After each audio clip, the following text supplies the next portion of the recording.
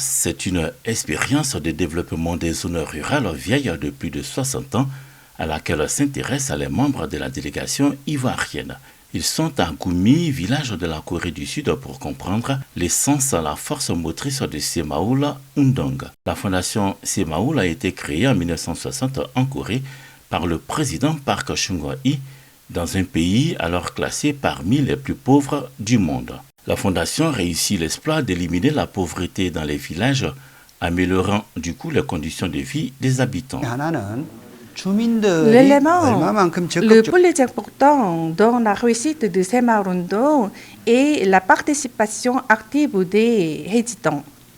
C'est pourquoi le gouvernement a beaucoup travaillé pour la sensibilisation des habitants sur le Semaoula pour le développement rural.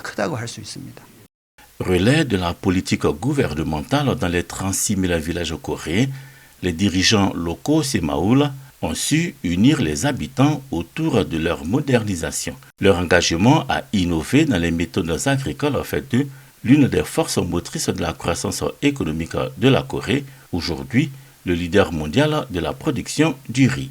À ce volet s'intéresse la Côte d'Ivoire. En 1975, ils sont devenus autosuffisants en riz. C'est cette politique-là que nous voulons déjà. Nous-mêmes, nous avons commencé avec les moyens dont nous disposons. Et le président de la République, son Excellence, M. Alassane Ouattara, nous a instruit de voir le modèle type qu'il faut appliquer pour aller vite à cette autosuffisance alimentaire-là. Eux, ils ont axé leur politique sur la souveraineté alimentaire, c'est-à-dire produire ce que les populations veulent et ce qui peut également contribuer à nourrir les Coréens. Ça n'a pas été le cas au départ.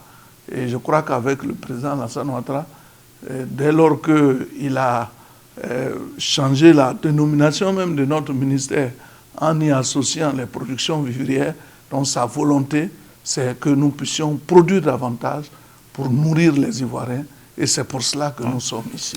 Dans cette dynamique s'inscrit le protocole d'accord que va signer en Corée du Sud le ministre d'État, ministre de l'Agriculture, du Développement rural et des productions vivrières, Kobena Kwasi Adjumani, avec la fondation coréenne Semaoula.